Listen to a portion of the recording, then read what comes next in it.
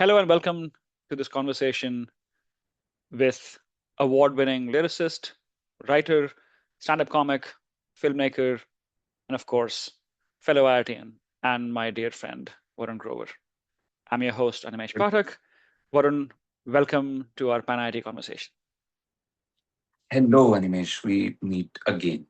Yes, yes, This we time do. online. We met very recently in your part of the world, but yes, and second time on this conversation for Panhide.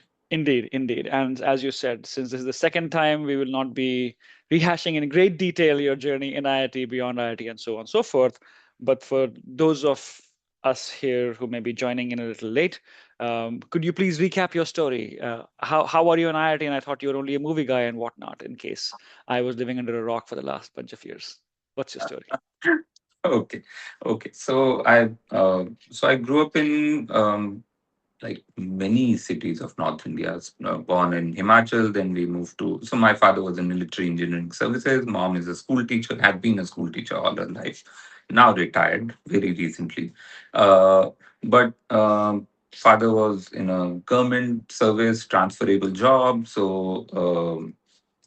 was born in Himachal. Then we moved to Dehradun. Then we moved to Lucknow, where I did majority of my schooling and IIT coaching, 1 year of IIT coaching. And because I loved physics and maths, genuinely loved, and not because it was forced on me, which I mean, a lot of times in North India, you don't have a choice. You're not given a choice. You either have to become an engineer or doctor. At least that was the case in the 90s. Or Now, IAS. Please do not forget IAS. Very important. yeah, which is post graduation, but yeah.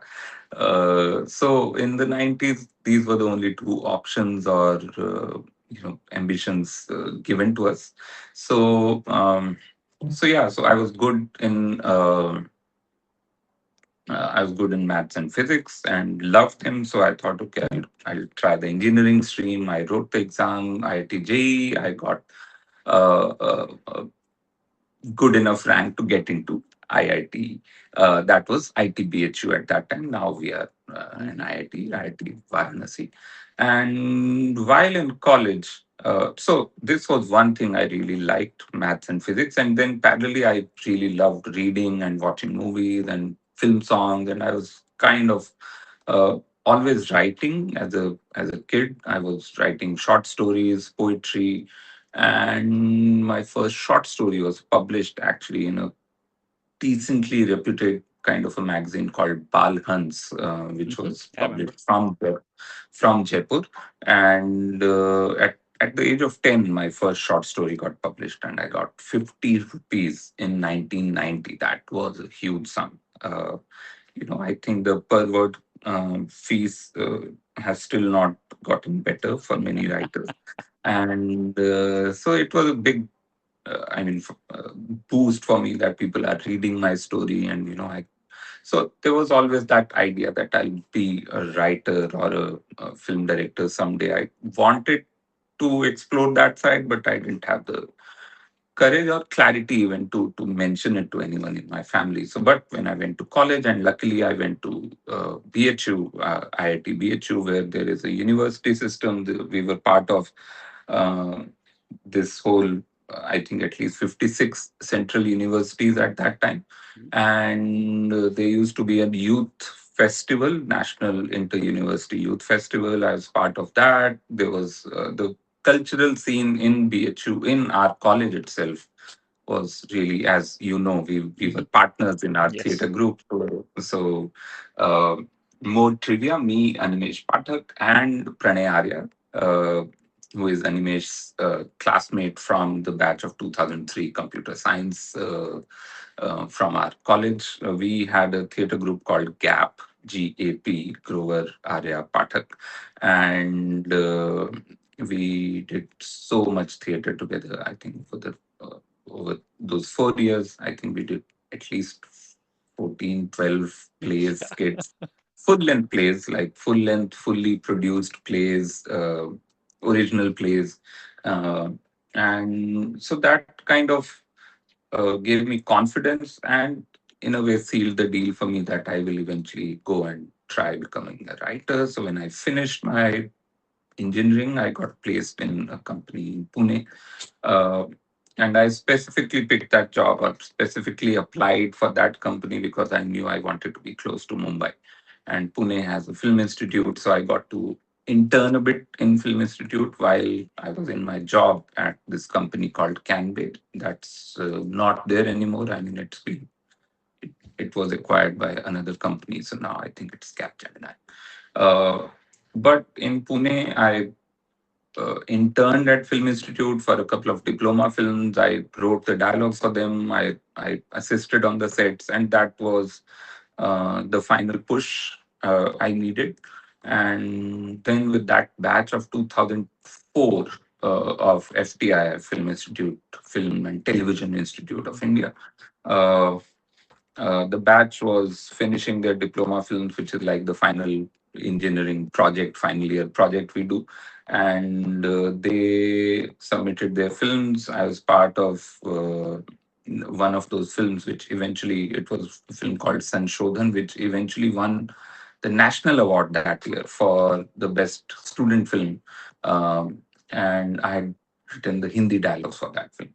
And that was a big, I think, confidence booster for me. So I moved to Mumbai in 2004, which was exactly 11 months after I joined my job in Pune. And then, yeah, it took me a couple of years to establish myself here.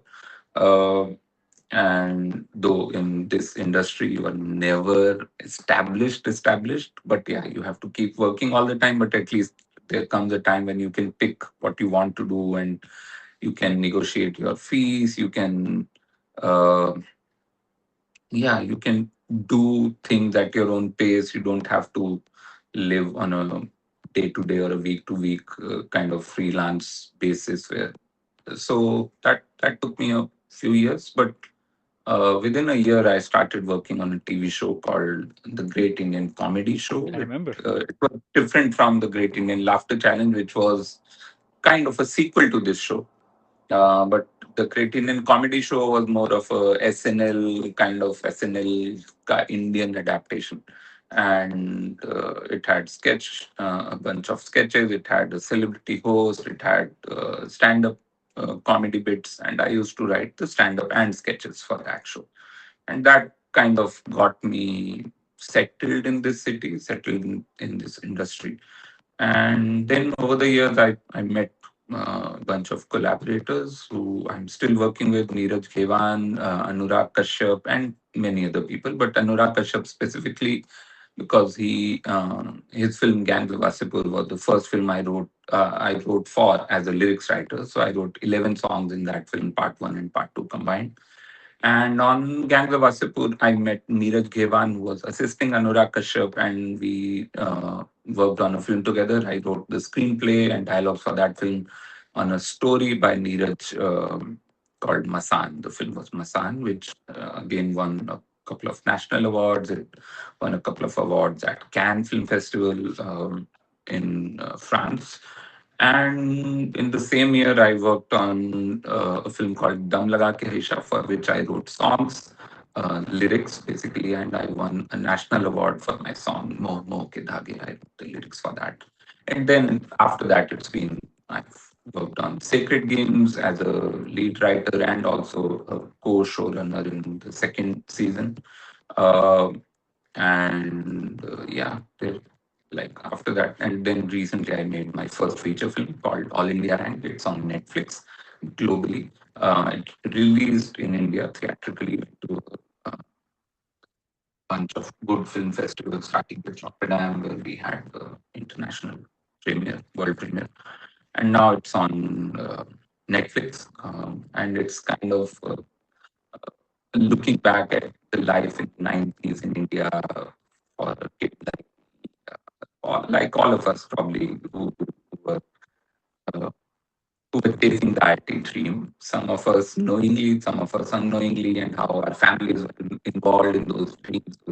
It's a kind of slice of life look at that time. Thank you very much for that nice recap, Varun. Let's dig deeper into the more recent adventures that you have been undertaking. Tell me more about this. this tour that brought you to LA, and we got to hang out and so much more. Yeah, so I wrote my new comedy solo. It's a 90-minute solo. My previous show, Nothing Makes Sense, I could never bring to America because of whatever, because of time issues, and then COVID stopped the tour. I mean, COVID stopped our plans, and then I didn't get time actually to plan for a US tour with my previous show. So this new show I wrote called Love, Death and Ketchup, which is very different from my previous show because it's way more personal. It's way less political in the traditional sense, where I'm like talking about the Indian politics. So in this one, I'm talking about more personal politics in a way. And so this tour, I started with America. In fact, this show has not even gone to many Indian cities, only to Bombay, Delhi, Bangalore. Just one trial show I did before I left for America, and it was a very hectic but very fun tour. Just by numbers, it's I did 26 shows in 35 days with Oh, 24 flights. oh. So I took 24 flights and yeah, in roughly 36 days. And it was, as I said earlier to you, it's an endurance sport performing. Like sometimes I had weeks where I was doing 5 shows and in 3 cities within a week. So 3 different flights. And I mostly the 2 shows were on Saturday, which meant I had the flight the day before and the day after because Saturdays, Hmm. Friday, Saturday, Sunday are 2 different cities. And in fact, on the day of the show and the day after, there are flights and then there are 2 shows. So it was, which is 90 minutes into two, three, whatever, 3 hours of talking Hmm. nonstop. Um, so it was physically tiring, but mentally very very stimulating and I would say joyful and because I got to see so many of my friends in so many cities Hmm. starting with you. In fact, Uh-huh. the tour started with LA, Uh-huh. and we spent the day together and all. And then I went to every city I went to, thanks to the community we have built at IIT BHU. Hmm. There are so many people who there were people I mean I met after first time after college. Wow, Uh, 20 years plus. yeah, so Neeraj Saxena, who was in my class of civil engineering, Hmm. and I had not seen him after 2003, the day basically we left the college, the final day of Hmm. 2003, the session ended and all. And I met him in now all fuzzy in my head. No, I met him in Toronto. Yeah, Nice. so it was like fun to see someone to suddenly come out of as if there's no like there's a what in film in stop motion filmmaking, so there's a jump right from Hmm. one shot to the next. Hmm. So it felt exactly like that, Hmm. the stop motion, like the person I remembered, Neeraj, suddenly, that guy to this guy, and there's nothing in between. And the stop motion makes him suddenly this 45-year-old from that 22, 23-year-old Hmm. kid. I remember. So it was quite, uh, fuzzy also that way. It was nice. And also I got to perform in so many cities, connect with so many Desi Janta. And also I was a bit unsure that this material, which is very India specific in many ways, is it going to connect with people or not, and how people will react to it. So all of that was, I think, a good success. Nice, nice. Yeah, so the tour is going to now continue in India, other countries. Yeah, What's the plan? yeah.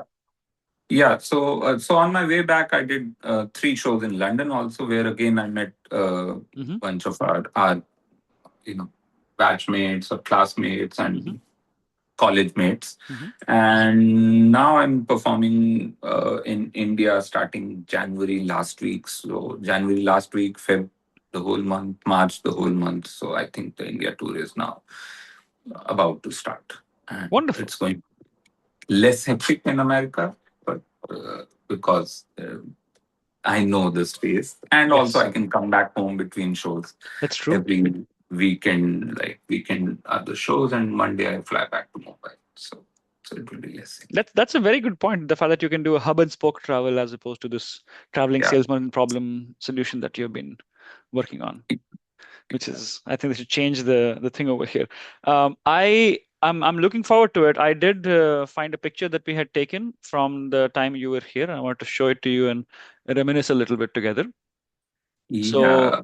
this But is the before, selfie that we yeah, took on our and drive up the PCH. yeah, that lovely, lovely French cafe. What was it called? It's called Moulin is Yeah. is No. the overall restaurant and the cafe area. It's a delicious cafe, shall we say? And Yeah, yeah. One of the. I mean, it was actually the first meal of my tour. The tour was starting in a few hours from this picture, and it was definitely one of the best I had on this tour. cool. So But on this yeah, selfie, I know you wrote a little poem. So yeah, let's hear the poem. yeah. So So I just wrote something which was, taking into account our one, we are meeting after a long while, and we are in this very quaint kind of French cafe with lots of memorabilia in the back and lots of character in the back with some of the stuff. I ask you what is this like Hmm. Orangina, Hmm. there was that poster and all. So Hmm. I wrote Orangina ka poster, पुरानी दीवार और एक selfie जो खींच रही है याद plate में क्रोसान आधा जैसे कोई अधूरा वादा एक चेहरा आधी मुस्कान में दूसरा आधी परेशानी में सेल्फी ठीक से आई हाँ बस तू थोड़ा खाना तो खा ले भाई एक पल में पूरे शहर की दोपहर एक टेबल पे ठहर गई है बहुत कुछ है जो बोला नहीं पर सब कुछ प्लेट में दिख रहा है बाकी सब ठीक है बस थर्मोमीटर पे पारा थोड़ा हाई है शायद इसलिए ये दोस्ती थोड़ी और गर्माई है वाह वाह वाह वाह वाह, बहुत क्या बढ़िया लिखा है. So So even I was surprised how well I can write if I write with a prompt, and the prompt was you gave me a prompt saying can you write a poem on this moment we are sharing together. It's a special moment. We are meeting after maybe 2 years. Last time I think we met was at the premiere of my hmm. film in Hmm. LA in Hmm. IFLA, the Hmm. film festival, all India rank, and we met there. And then, so there were so many things you gave me as a prompt. And initially, I said, I can't do it so quickly. Like, you want me to write a poem right now, here, Yeah, this took sitting about while we five are. minutes. Yeah, it took actually 20 seconds because I wish I could written this poem. I wish I was so quick, but I'm not that quick with emotions. I'm probably quick with other stuff, maybe saying no to writing a poem. But we were talking about something fascinating which you are working on, which I'm fascinated by. I'm in my industry is working on that tech, and the tech as I think a lot of you might have guessed already. We are talking about AI, and this was a prompt given to AI. Animesh gave a prompt to AI. I did not really believe it will, churn out a poem this good. He said, "Okay, write a poem to Gemini." It Yes, it was was. Gemini. Yeah, I have a Gemini Pro account. So the prompt specifically Yeah, was write a poem based on this image in the style of, and you had said some very big names, Gulzar Saab and yeah. I Javed said, Akhtar okay. and I mean, stuff. how can it write a poem in my style when I just assume there's not enough, Uh-huh. data there to feed the LLM model or whatever LLM Hmm. M is model, right? Yeah, Yes, yes. yeah. And yeah, So all I said was write a poem based on this image in the style of Varun Grover. That's all I said. No more. yeah, it's quite. I was shocked by a few things. One, of course, I mean, I don't know if I wrote a poem this quickly, would it be this good? I don't know. So honestly, it's not even like okay, AI ने लिखी है तो ठीक है. Let's say it's a good poem, but it is a good poem, I think. And so that is one. There is a proper poem there. It's not like a bunch of stuff thrown together, and then you make, like, you kind of uh, think कि अच्छा AI ने लिखा है तो we'll accommodate. There's Mm-hmm. nothing to accommodate there. You just, I mean, on face value, you can just say it's a good poem or decent poem. And if someone has written it, a model has written it in 20 seconds, roughly, or 30 Mm-hmm. maybe, Mm-hmm. uh, even in more insane. So I'm fascinated by AI, and I don't still completely understand how it works. You definitely know much more than I do. But I'm seeing its usage in our industry, and I'm very, so there is this. I think the world right now is divided, at least in the creative fields. Mm-hmm. The world is divided between pro AI and anti AI, Mm-hmm. and I would count myself in the agnostics right Mm-hmm. now. Okay. I'm I can see some of the stuff it can achieve. I'm also slightly wary of similar kind of things. So what you did here, Mm-hmm. Protocol, with my style, and so agnostic in that way about the, then who owns me, or who owns my voice, who It had owns your the, likeness. It had your creative likeness. yeah, who owns the moral rights to my voice, right? That's all an artist has, the creative voice, which makes them unique. And that's why when you say write a poem in Gulzar style or Bob Dylan style or Mm-hmm. whatever, it is a model which is definitely then going and browsing through all my earlier works or Mm-hmm. Gulzar's earlier works, and then trying to see probably what phrases pop up, what kind of what I'm just trying to understand Mm-hmm. how it probably wrote. Mm-hmm. So probably one is there is the usage of phrases, particular kind of phrases, then the register, which is Mm-hmm. a mix of Hindi and English, Mm-hmm. and day-to-day languages. Then Mm-hmm. there is a database which it kind of looks through that. Okay, this is the daily Hindi English mix, the English mix. So maybe if you ask them to write something in Gulzar style, maybe they'll find a metaphor for Chand somewhere. Maybe they'll try to be more cheeky. There is a bit more emotional in certain parts, a bit more ordinary, like 116 चांद की रातें और कांधे का Mm-hmm. तिल, and Mm-hmm. those kind of things, मेरा कुछ सामान. So maybe there is, so all I'm saying is, then who owns my voice? And again, a lot of artists are just offended by this idea that Mm-hmm. someone else can own your voice. I'm not offended by that. I'm kind of okay, because I mean, we all start by imitating. Mm-hmm. So initially, my voice was not my voice, and Mm-hmm. my voice evolved. So it's a good creative challenge for me, which is, I think, the best challenge any artist can have, is to not be bracketed easily. So it's a good challenge for me to keep evolving my voice and to keep it uh, in multiple genres, so that no AI can genuinely replicate me. And it's a good thing. Apart from other good things, there are generally lots of good things in AI, which I Mm-hmm. really, I'm quite bullish on AI that way. Uh, the kind of uh, stuff it can do in post production, the kind of stuff it can do even in pre production, making reports, making uh, cutting out the labor hours, because filmmaking is expensive, because it is labor intensive. It is a lot of human labor, and uh, if you can make better films in the same budget using AI in some parts of it, which is, so there was this whole big debate about The Brutalist, which I think won the Oscar last year for I think best it did. film. Yeah. So now there was a huge debate that a lot of things you see in the background Mm-hmm. in the film, which are a lot of brutalist architecture or some architecture of the spaces.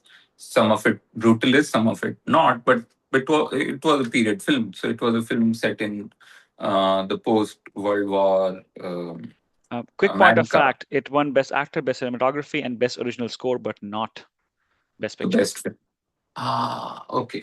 So, but yeah, it still did win Best Cinematography because the question was about the visuals, or the ethical Hmm. question people raised was about they used AI, which Yeah, it somehow did I win the think Golden they, Globes Best Motion Picture, for example.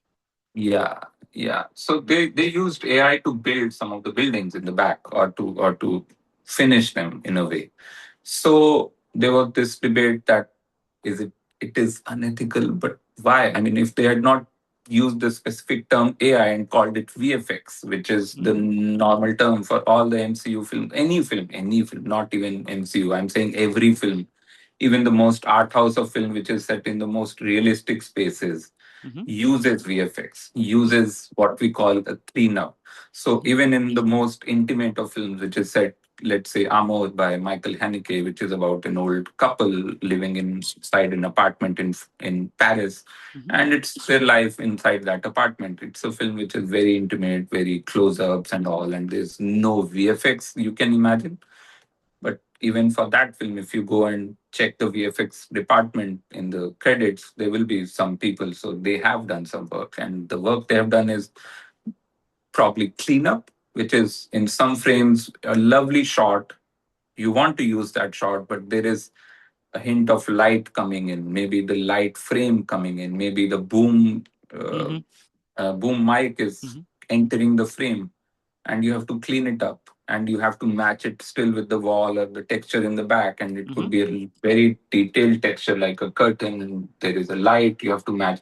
So you use VFX, right? So VFX is what humans doing this thing. If you develop a VFX good enough where a human person doesn't have to step in and just feed it into a software and say, okay, match Well, it. It is AI. uh, Exactly. It's just, actually, if I may, in the simplest of terms, a flood fill, one of the simplest hmm, things you can do.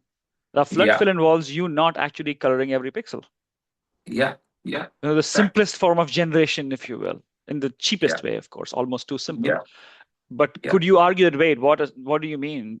A human could have clicked every single pixel in that particular image and colored it.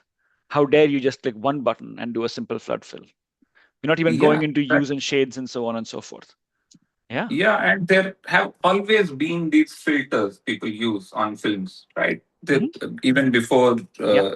way before AI Hmm. was even a term, in probably even in science fiction, there are these filters people use, and those filters are what they are in a way AI. The filter, how do you make a filter? You use a lot of data and then create something which fits a larger bunch of screens or frames and all, and then you I mean, so there is a lot of alarmist behavior about AI. I feel, which needs to be addressed in a logical way if people are ready for logic.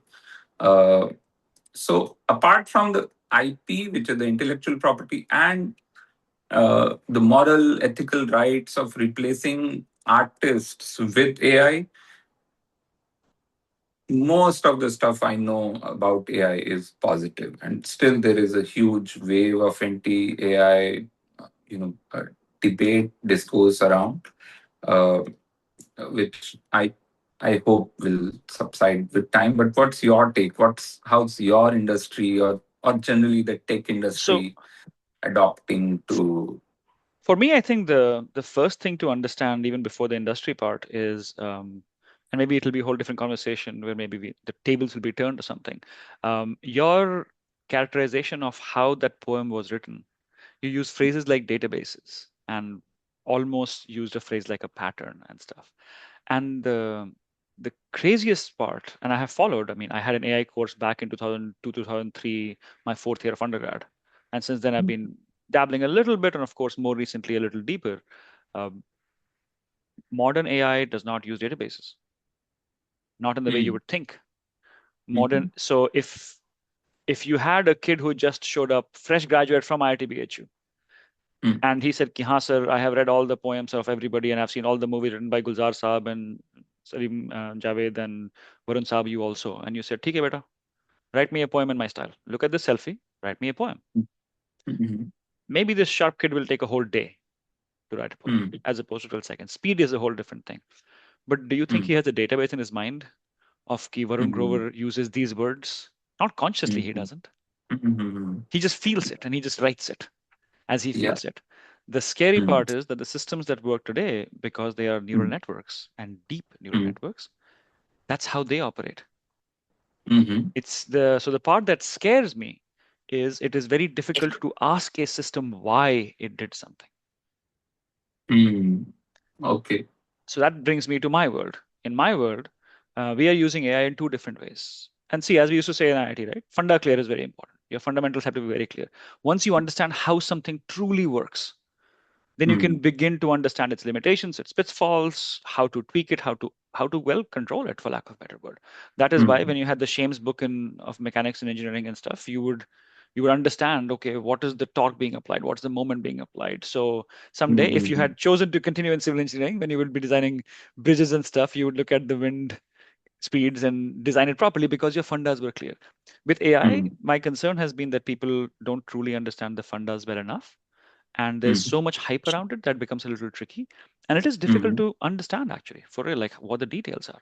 So for Mhm. example, for my work, at my company, we build software that is used by car dealerships to help their customers, and Mhm. the building of the software is now drastically being changed by modern AI tools like Cursor or Claude Code or Gemini, to the Mhm. extent that recently one of our team members who leads our QA automation team. Years ago, we used Mhm. to have a QA team which would do the QA testing of our software.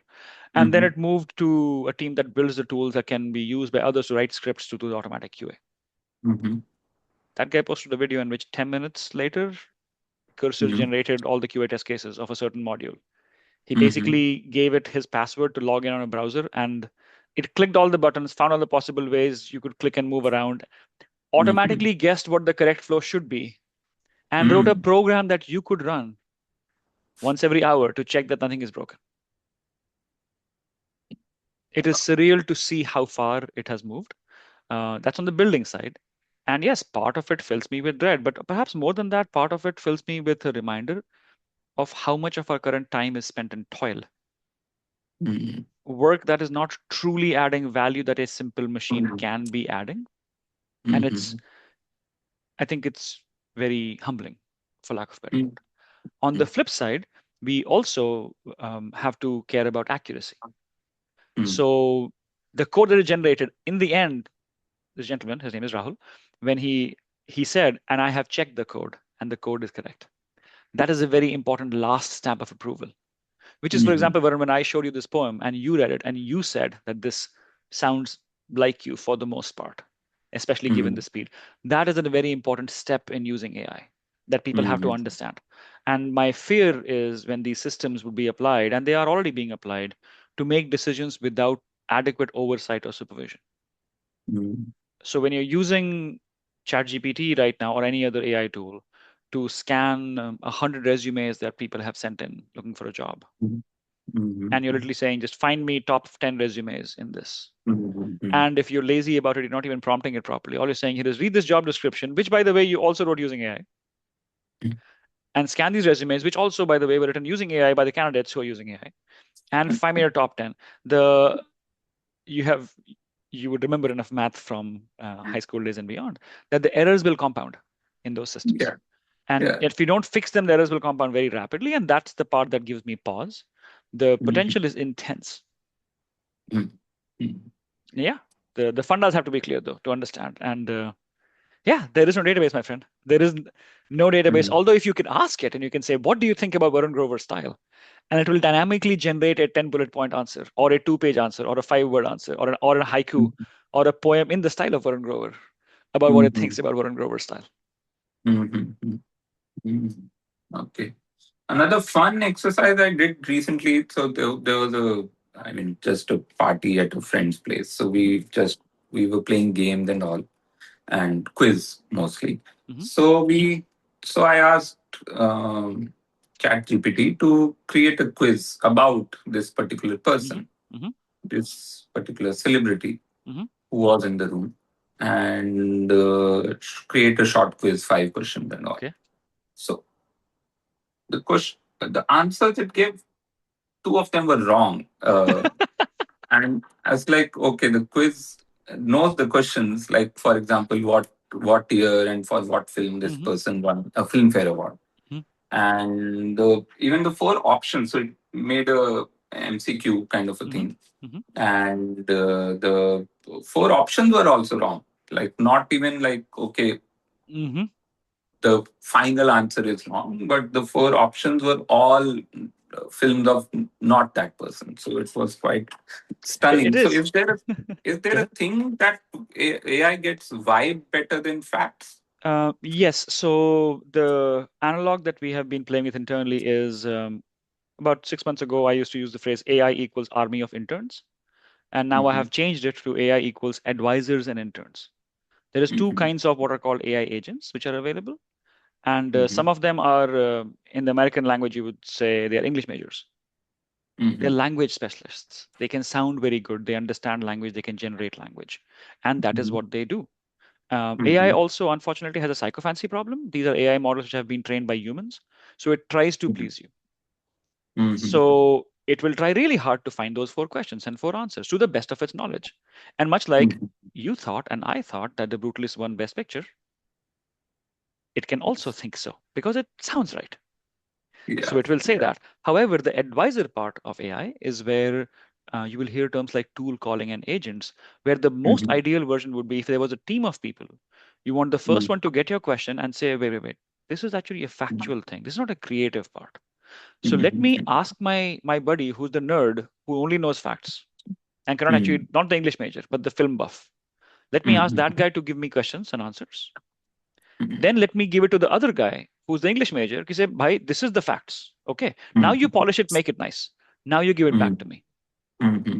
And that is Oh. how modern systems are increasingly becoming, Mm-hmm. where they are actually understanding first that they should be calling a tool, and then they Okay. would So call those they're tools. doing iterations in a way instead Yes. of They're just doing iterations. They're also human. doing like a divide and conquer approach to Uh-huh. have a bunch of people, Mm-hmm.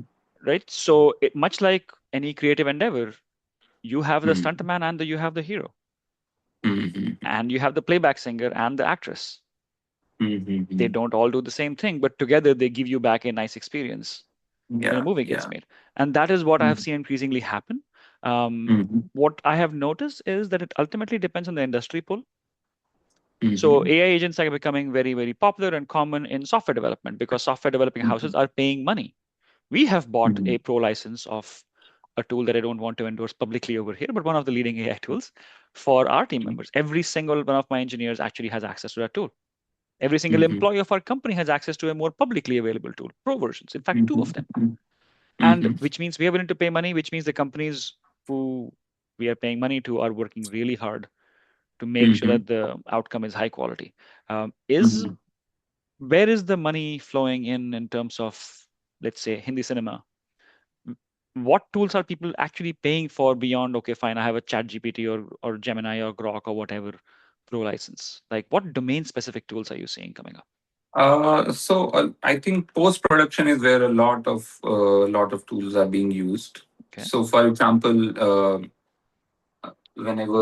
one big part of filmmaking, in fact, the most important, but undervalued, not undervalued, but not a lot of people understand that a Don't say film. writer, boss. I know you're gonna say writing. No, not really. So a lot of people don't understand that you can to enjoy a film with you can enjoy a film with bad visuals and good sound more than a film with bad sound and good visuals. Oh wow. So sound is actually the most important part in a film, even though it is a visual medium. It is an audio visual medium, and audio comes first for the experience, for you to feel emotionally attached to the film. Because sound is more, I would say, uh, what It's truly the vibes. it's actually, you can, if you look away from the visuals, which we do a lot of Hmm. times, are Hmm. we do zone out even while watching, but you have the sound coming in, and good sound actually makes a better film than good visuals. Of course, a good film is both of them, but I'm saying sound is way more important. Clarity of sound and how it is mixed, And that's one thing which actually sets apart the best of global filmmaking from the mediocre Hollywood and Hmm. mediocre Bollywood is the sound quality they work on and the way they prioritize that. So for that, actually, the one of the so sound processing you have for any film, you have for example, 100-minute film. Hmm. You have a 100-minute sound, but that 100-minute sound comes from probably a recording of 500 minutes Wow. because there are multiple takes. Hmm. And if a shot has been taken 5 times, for example, the five shot one, shot two, how we'd say. So, Hmm. okay, takes, 5 takes for a shot. We may pick the visual from shot two, take two, but we may, I believe, there is another take Hmm. which has a better sound, which has a better delivery of the dialogue. Wow. And a lot of times, in fact, it is very, very usual that a lot of times it happens that the visual you are seeing and the sound are mixed from two different takes on a film. And it's quite normal to do that. So, to do that, one, you have to go through every sound file. You don't just pick, okay, this is the best shot, so this is the best take, so we use the sound for this one. You have to go through all the sound and all the takes. And there are so many wild takes also. There are so many takes which are there are so many sound files which are not even in the visuals in the film, but you we call that uh, uh, overlay basically. Okay. So the face is not visible of the Hmm. actor, and you take another sound Hmm. from another line from another Hmm. dialogue, or Hmm. this dialogue which was not delivered, or you get them in the dubbing studio and then they have to say. Hmm. So basically I'm saying there's a much bigger volume of sounds than of visuals in a film to be processed. And till 2 3 years ago, someone was manually sitting, listening to the entire sounds, cutting out the noise. Could be a train sound, could be a dog barking, could be any noise which is not supposed to be part of the film.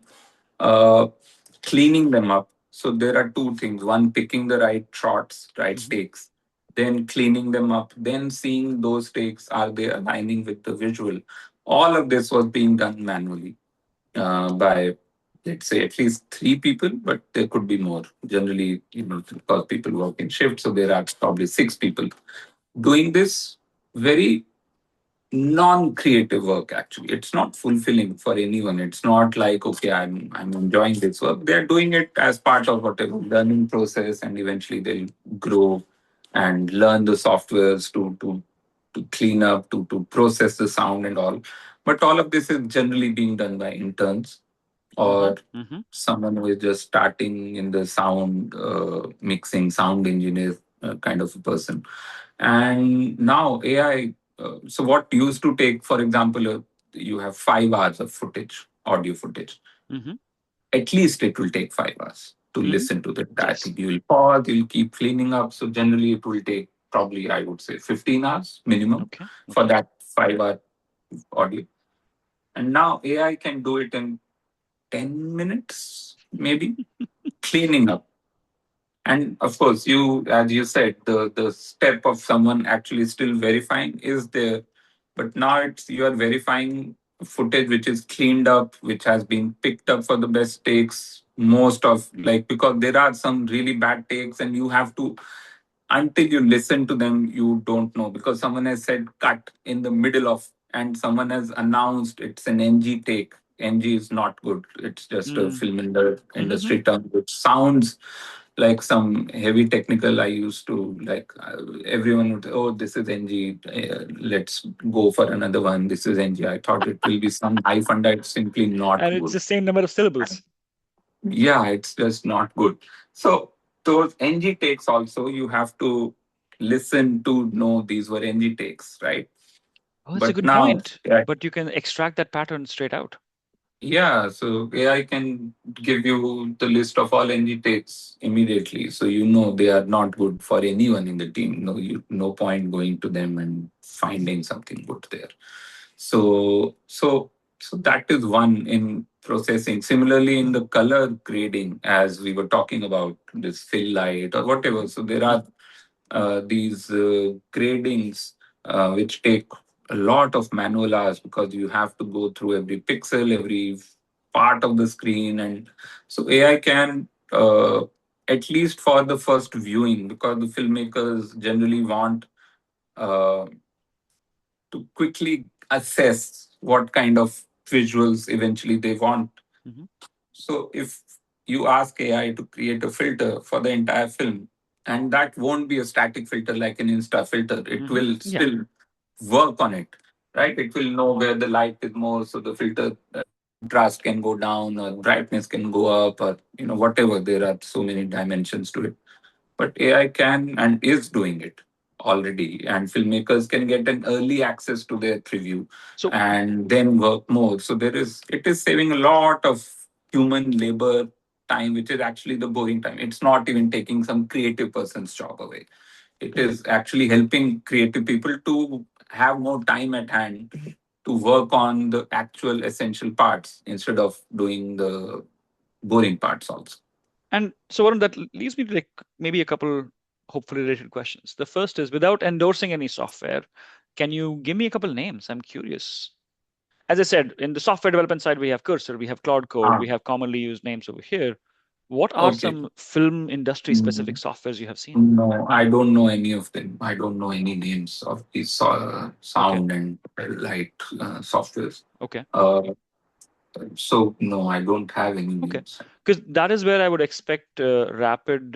We were discussing about the whole agentic AI aspect of having multiple experts of different kinds showing up. I would Mm, expect that is where they will have to innovate rapidly, because if all they're doing is, and I'm sure they're not doing just that, is they're just wrapping over ChatGPT or OpenAI's APIs, let's say, that will mm, be caught up with very, very rapidly by anybody else by using mm, code mm. generation tools. See, that's the magic of this new world that we are in. Yeah, It is so easy to yeah, compete with that. It's yeah. insane. The thing I wanted to ask you was on the flip side, in terms of keeping aside for the moment the question of, well, the jobs which were being done, the tedious jobs. Well, Mm, the jobs of the phone operator who was hand switching cables way back in the day until yeah. ITI Kapoor showed up, where I grew up, and made the telephone exchanges electronic, and things Yeah. moved, right? There's those Yeah. things that is a difficult thing to figure out. But even the Mm, skilled parts, right? The apprenticeship aspect. So a kid shoots you an email 5 years ago mm, and says, Varunji, I have seen all your movies, blah, blah, blah, and this is the poem I have written up for you as an homage. I can also write something original if you would like, right? mm, And you would read that. mm, And let's pretend that this kid, or there is a person who is the cheaper. We used to have duplicate Amitabh Bachchan and whatnot when we were growing up. And let's say there's like a duplicate Varun Grover, an mm, up and coming struggler who writes kind of in your style, but it's not you. mm, That person can, even today, I'm assuming, still find work because he's a much cheaper version of you. But people can mm, feel it a little bit because ki wo baat nahi hai. The quality is not quite the same. I know visually it's much easier to notice whether it's real Amitabh or duplicate Amitabh. Artistically, mm, it's a little more difficult to feel it. Well, that is your mm, skill, your métier, as the French would say. Um, mm, how does that work? Like, because do you expect the upcoming, if somebody sends you an email and saying, no, I ethically never use ChatGPT to even review or polish my scripts, let's say, I never use AI, versus somebody who's like, mm, yes, I am sending you this message and I'm actually very skilled at using AI. If you hire me in your writer's room, I will belt out mm, 100 scripts, but not. And so again, there'll be a spectrum, right? There'll be people who will be like, I only use mm, AI, nothing else. There's one who's like, I don't even touch AI, and there's some place in the middle, perhaps, which like, I use AI, but I know that the answers may not be precise enough or high quality. In the creative arts, precision is not what you're looking for, anyways. But I know how mm. to polish it. What's your take on that? Like, whom would you hire and or recommend?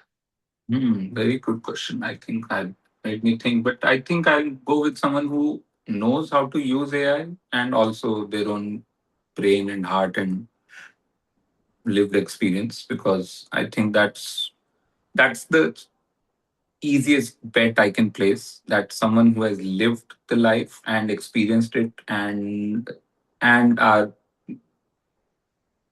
aware enough to process it or to retain it, the experiences, they're definitely going to be good writers. So that is for sure. AI, I'm not so sure that they can, give me original life experiences and all. But again, all of writing is not originality. A lot of writing is also manual work, Hmm. is also making reports, is also making. Uh, so one very interesting thing about one software we all use called Final Draft. So Final Draft is an AI. Wow, sorry, AI is a screenwriting software which is the most famous screenwriting software. Of course, there are a couple more. Celtex is used by a lot of open source people, but Final Draft is not open source. It is you have to buy it, you have to license it, you have to. Uh, Generally, that's the standard format of script writing in Hollywood and in Bollywood, which formats your screenplay Hmm. in a very easily readable format and also gives you a time calculation, which is generally people say 1 page of final draft is time to 1 minute of screen time. So a Nice. 100 page screenplay is 100 minutes uh, on Final Draft, not on any other software. Not on some people still write on Microsoft Word. I met one psychopath who was writing scripts on Microsoft Excel, of all things. Okay. Yeah, I know. I mean, I was like, what is going? He said, no, it's very useful because eventually what he was trying to do with Microsoft Excel, because it gave you reports, Hmm. because Hmm. somehow you can format Yes. and Yes. so what so the same functionality is in Final Draft, but probably that person didn't dig enough. Uh, so Final Draft, after you write a screenplay, 100 page screenplay, you can ask for reports character wise. So it will give you, so if randomly 5 characters in the film, total only 5 characters. So it will give you report by character. So character called Wow. Ravi has this many lines. Hmm. Ravi has this many scenes. Out of 100, Ravi has 30 scenes. He has these many lines. These are the locations Ravi is needed at Wonderful. for the shoot. Wonderful. So out of 30 locations, Ravi is needed only on 5 locations. While another character, Roshni, is needed on, though she has only, let's say, 10 pages, but she is needed on 25 locations. So there can be those kind of reports it generates. So character wise, it gives you report of day wise, how much of the shoot is during the day, how much of it is during the night, how much of it is during the evening Hmm. time, which location. So you can give reports by And location, this by is character, definitely by using time. modern AI tools, right? Varun? Or is it like 10 years old software that's doing this stuff? This is the 10-year-old software, but now I'm excited to see where final draft will go with this kind of report making. Yes, because so quick funda note over here. Um, AI has been used since a long time, but even simple things like Gmail spam filtering Mm-hmm. has used AI. It used something called Bayesian learning. So these models have existed for some time now. What has Mm-hmm. changed the game is that these large language models, because of the amount of hardware thrown at the problem, they have been Mm-hmm. able to ingest well the entire internet and all kinds of written materials and stuff. Likely having they have watched all of your movies and TV shows and things as well, and they are able to like generate stuff that you could do before, but before it was all very handcrafted filters, shall we say. Mm-hmm. And now, to your point, the fact that you're telling me stories of 10 years old software, which means that was a handcrafted AI model that would Yeah. extract those things from language and would be able to Yeah. translate things. The modern stuff is going to be much more different, where you will see a much more rapid evolution. What are your Mhm. thoughts about the speed of creation then, right? So in software, I have seen, Varun, that you would write code for 5 hours, then you would hit Mhm. compile, and maybe compilation takes half an hour. You take a nice break, you walk away. It's doing all kinds of builds and deployments and blah, blah. Then you come back and say, okay, good break. Now let me see how my code did. But if Mhm. code writing takes 20 minutes, then the half Mhm. an hour of compile time feels like an eternity. Mhm. So it's putting interesting pressure in other things that we didn't even think about, Mhm. because your cycles are Mhm. becoming much shorter and you can Yeah. evolve. Some of my team members have told me how for some mundane tasks, 50% reduction in time would take me 8 days, now took Mhm. me 4 days. Mhm. It's just shocking to see. So what are your thoughts when filmmaking pretend again that you have this AI staff which takes away all the boring part, can do all the audio processing for you, can create these reports very high quality for you. You can have a Mhm. conversation with it. Key, okay, yeah, this is nice, but how about this and how about that? Like, Mhm. what would be the next bottleneck then, once the boring parts have gone away? I hope the next part is actually the creation of it. Like then, because now you have the tools, which are saving you a bunch of time and money and resources.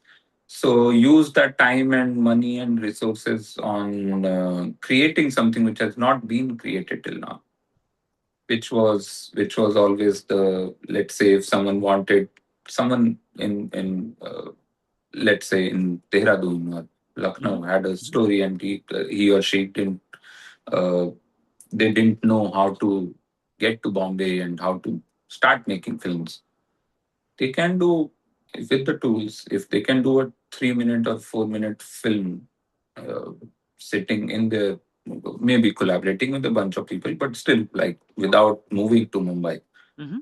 That's a new frontier, I would say. That's like democratizing filmmaking in a new way where people uh, can do it almost like as a, like there are so many people who are chefs on the weekend and on Hmm. weekdays they have a corporate job kind of a Hmm. thing. That it can be like, it can work like that, where you have a job during the day which is very different from this, or maybe even aligned to this. Maybe you're working as a coder or Hmm. and then on the weekends you create short films or feature also over a period of time. So That's that will be, fascinating. So, well, then I'm going to ask you the controversial question. Are you aware of Sora 2, the platform? yeah, yeah. Um, So some of does the videos they make. doesn't this then sound like, in some ways, in the extreme case, something like Sora 2, where you are being creative in the writing of the script and envisioning what has to happen, just that Mhm. all your actors are fully AI. Mm.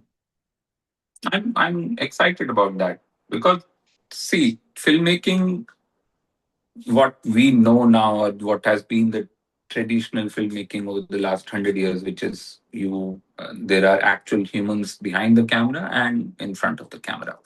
Uh, then came another. So there are so many genres already in filmmaking. There is, let's say, and there's a, what we call live action. Then there Hmm. is animation. Yes. Then there is a hybrid. Then there are video games. Then there are now video games with VR, Hmm. right? So AI filmmaking is yet another genre in this whole space. So people, I don't think anyone would want to do that, and or anyone would be fooled. Or it's okay if anyone is fooled saying, "Oh, ये तो असली राज कपूर है इस film में." If someone makes a film with, let's say, Raj Kapoor and Madhubala, or now it's possible that it could be Raj Kapoor and Deepika Padukone, with real Yes. Deepika Padukone and generated Raj Kapoor, and Hmm. they are together in a film. It is possible, but I'm saying no one will be under the illusion that it is actual Raj Kapoor. That's fine. As long as they know that, and as long as they can still enjoy it, it's great. It's great for filmmaking. I'm very excited about this idea that, Devanand or Raj Kapoor, or now even Devanand and Malin Brando can be in a film together, or whatever. The possibilities are endless, Hmm. and it's uh, it's a genre, right? So there was this thing about now how we see bespoke and handmade and Hmm. artisanal for so many products. So Clothes, I, yeah, if anything else. sorry, Just clothes. yeah, just clothes, or even apples. There are hand picked apples, it says, What? as opposed to I don't know what, like, but there are these Well, there hand are picked machine. There are oranges. apple picking machines for what it's worth. But Yeah, yeah, I so guess. I don't know how does that make any difference to the taste. If it is, you can say organic and non-organic, or like, but hand-picked apples, as opposed to I have a joke in my show, as opposed to feed-picked apple. I don't know. Ulta latak pe That's a toda whole, hai. that may cost extra in some ways. Yeah, yeah, but I'm saying, so I think eventually, maybe in 20 years, maybe there will be this very clear-cut genre of bespoke filmmaking and AI filmmaking, uh, I which I don't I would mind that. disagree with you, sir. It's like saying films with VFX and films without VFX. It's a Yeah, continuum, as you said. that what no no, but there can be those kind of films which are completely made by one person, or not Yeah, even there one is Sky person, but Captain and the from World of Tomorrow kind of situation where you know that every single it's like so artistic, or Sin City, where it's so clearly artistic. But then there is yeah the movie you talked about where slight polish and touch up has been done.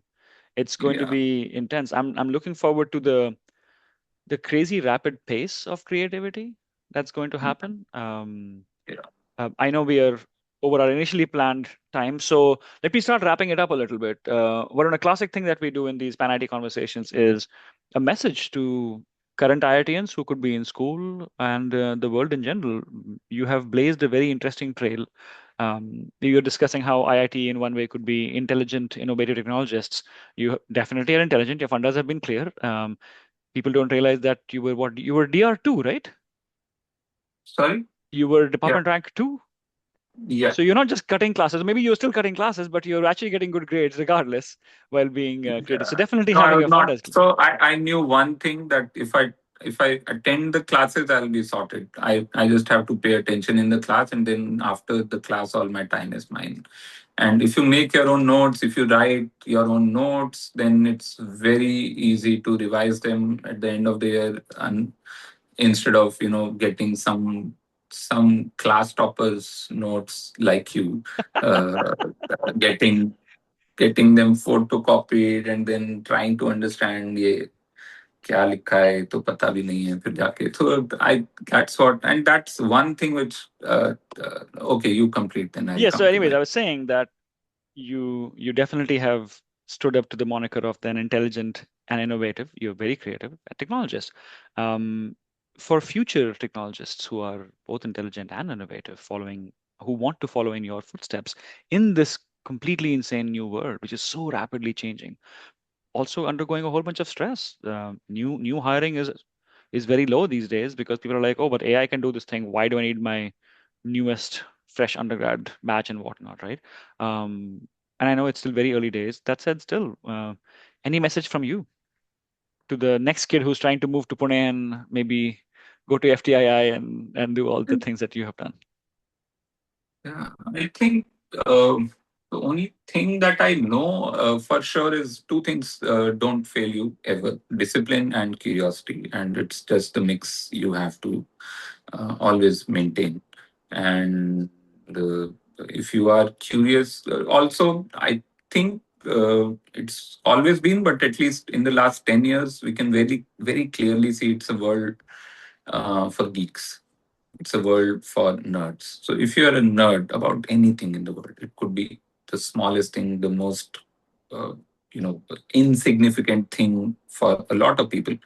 But if you are nerdy about it, you will definitely make it big in the world. Which again, basically, being a nerd is also being curious and being disciplined about that curiosity. So all the big giants of the world right now, the tech giants, or any kind of giant, they are nerds, and that's all. I think that's all you need to know about succeeding in the world. If you are really, if you chase that term even loosely. Uh, so I think, yeah, that's the only way forward. If you are going to be into films, be a nerd about them. Like, watch everything you can find your way through, legally, illegally, wherever.